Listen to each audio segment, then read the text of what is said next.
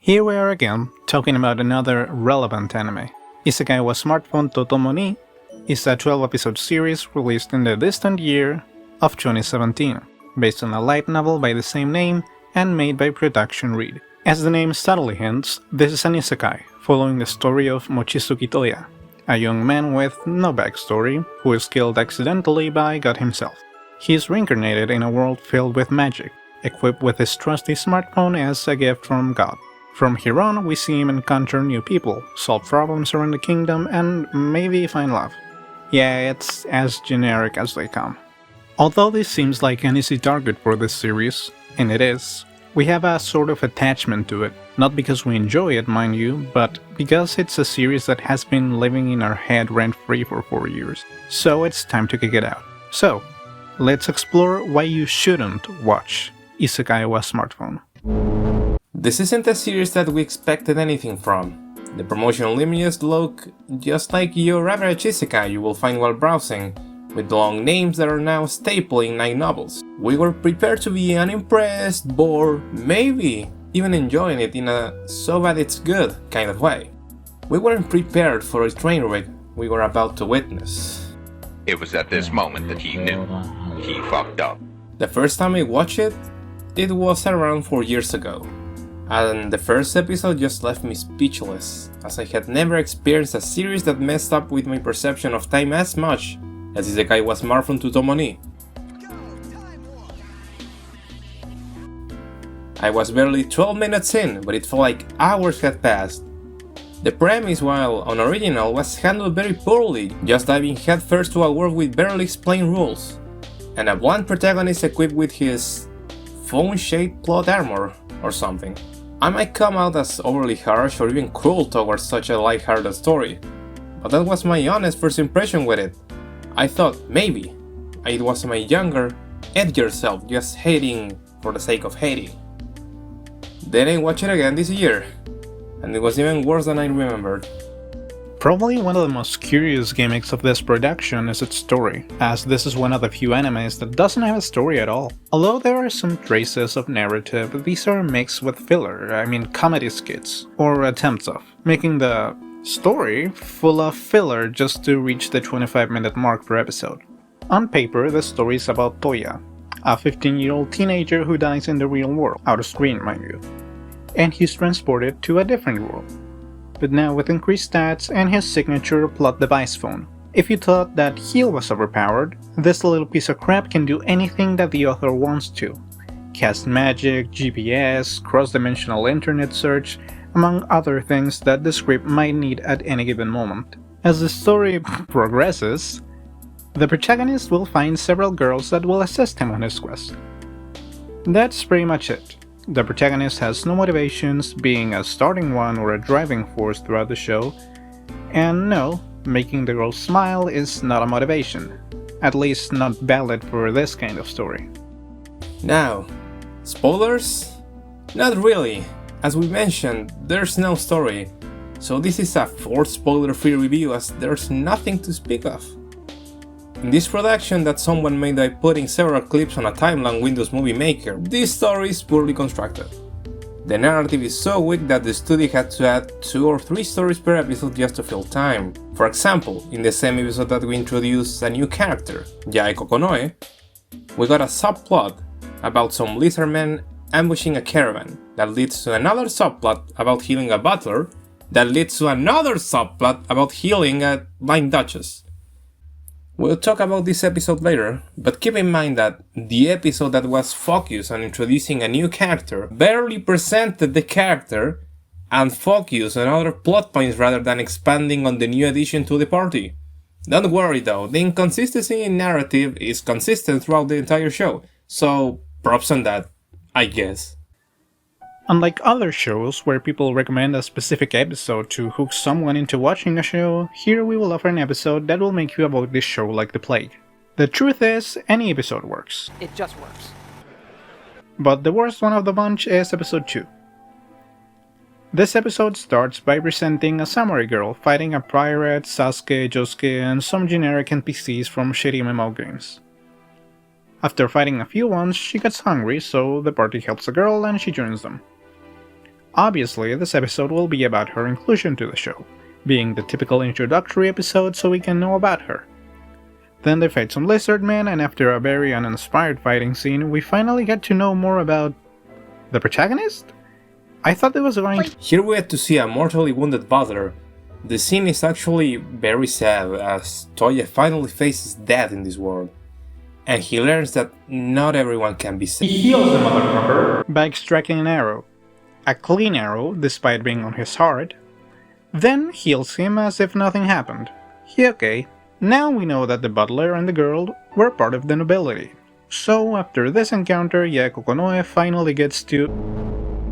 They travel to the mansion of the Duke, where we learn that her wife has been blind for a long time, and the only one who could heal her is death. This is a crucial part of the character development, as the party realizes that, despite their efforts to help people, sometimes there are situations that are out of your reach really, being a bucket of cold water to the protagonist. Motherfucker heals the wife with the magic of the dead grandpa. After some filler and attempts of comedy, we finally get to hear Yae, and she pretty much falls in love with the protagonist and follows him until the end. Nice meme. This was her episode. A fucking shame. Japanese media usually uses stereotypes as base models to develop characters. Pretty much any story does this, be it good stories or shitty ones. Isekai Smartphone works with these stereotypes as well, with the main party including the shy one, the tomboy, the samurai girl, and there we have the spoiled princess, a gothic Lolita, blah blah blah, you get the idea. Now, what's the issue? Trails of Cold Steel has these character traits but develop a story, nicely, with 4 main games and a few other ones where the party returns. The problem is, this is not Trails of Cold Steel, it's Isekai Smartphone, therefore the characters live and die by their stereotypes. Elsa is extrovert and solves everything with her fists. Lindsay gets flustered with any compliment.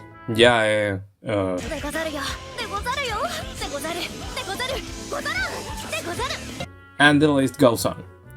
The anime is pretty much a bunch of stereotypes fooling around trying to string together a story, with the chemistry of a matchstick in water. One of the selling points of this anime is the protagonist, as he's awfully overpowered, especially compared with other weak vanilla main characters. Some people like this approach and some people don't. That being said, we can all agree that it wasn't executed to its fullest on the show. I would even go a bit further and state that I don't consider Toya an OP character really. I can only speak for myself here, but I tend to associate the OP protagonist to characters like Dante from Devil May Cry or Akatsuki Osawa from Hagure Yushan Aesthetica. Don't worry bro, you'll get your spotlight on the channel soon. These characters are mostly jokes, as we know how OP they are, and they will pretty much win all the time, so the real selling point is their personality.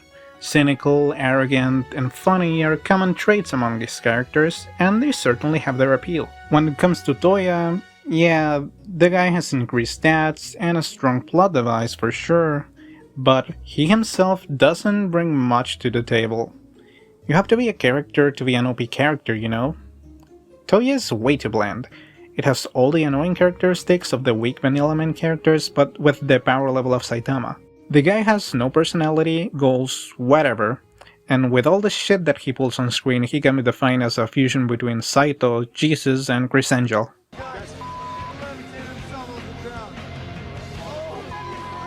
It's a bit difficult to talk about animation when there's no animation to talk about. The anime is sometimes a slideshow, sometimes it is an animatic, and when there is animation, it ranges from lazy to okay.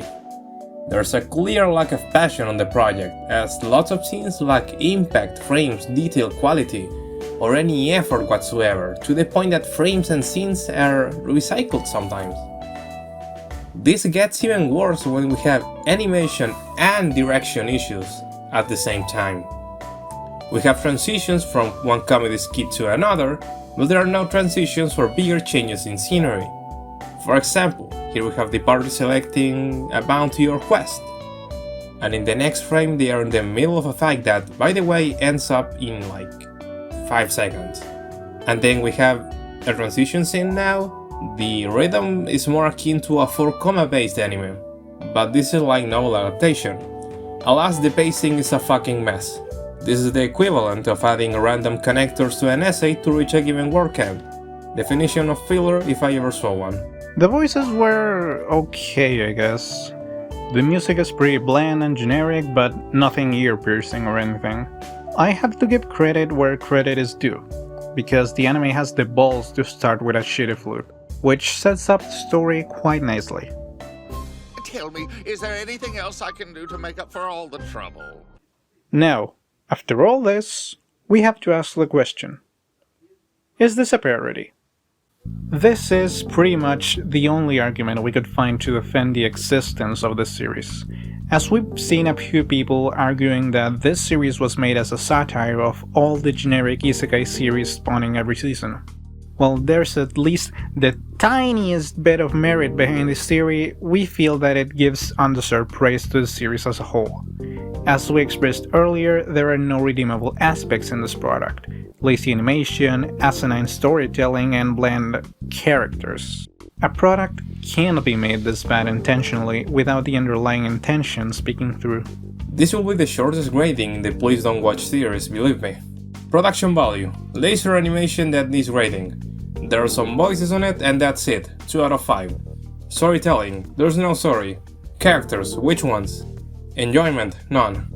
Trying to be a tad more objective, the anime is terrible. If this was a parody to the common tropes of the isekai genre, then sure, it accomplished its goal. However, with our due research, it really isn't. This was a real product with the intention of making sales, and unfortunately, it was a profitable endeavor. Unlike other shows that are bad that you might get something out of them as a guilty pleasure, Isekai Smartphone has nothing to offer. Bad animation, no story, no characters, and pretty much no reason to watch it. Even the opening doesn't inspire confidence to watch the show, and the ending is awfully misleading. To sum up, this is one of the worst shows that we have ever seen. And I can only recommend this if you want to torture yourself or if you want to give a gag gift to a friend.